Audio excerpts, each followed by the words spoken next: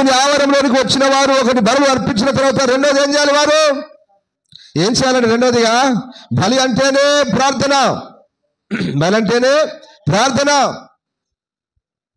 దీన్నే దైవజనులు, దీన్నే రాజు అది అక్కడ రాస్తున్నారు. ఏమనంటే దినవృత్తాంతాలు రాస్తున్నాడు. ఏమనంటే ఈయన 2 చేతులు ఆకాశం వైపు పెట్టి ప్రార్థన చేశాడు ప్రజల కొరకు.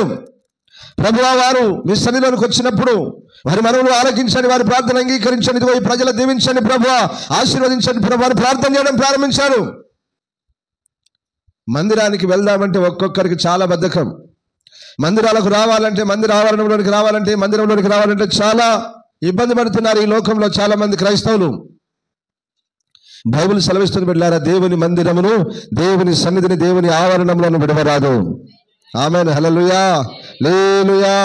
ఒకటి బలి అర్పించాలి, రెండవది ఏం చేయాలంటే ప్రార్థన చేయాలి. రెండవది ఏం చేయాలన్నా? ప్రార్థన, ప్రార్థన, ప్రార్థన. ఇంట్లో చేసుకోకూడదా పాస్టర్ గారు? చేసుకోవచ్చమ్మా, చేసుకోవచ్చు. కానీ సొలొమోను ఏమని ప్రార్థన చేశాడు? దేవా, నీ మందిరములోనికి వచ్చి వారు ప్రార్థన చేసినప్పుడు వారి ప్రార్థన మనవులను ఆలకించి అంగీకరించి వారికి జవాబు దయచేయమని ప్రార్థన చేశాడు. ఆమేన్, హల్లెలూయా, హల్లెలూయా. దేవుని మందిర ఆవరణంలోనికి రావాలి. మందిర ఆవరణంలో మనము ఒకటి బలి అర్పించాలి, రెండవది ప్రార్థన చేయాలి. ఆమేన్.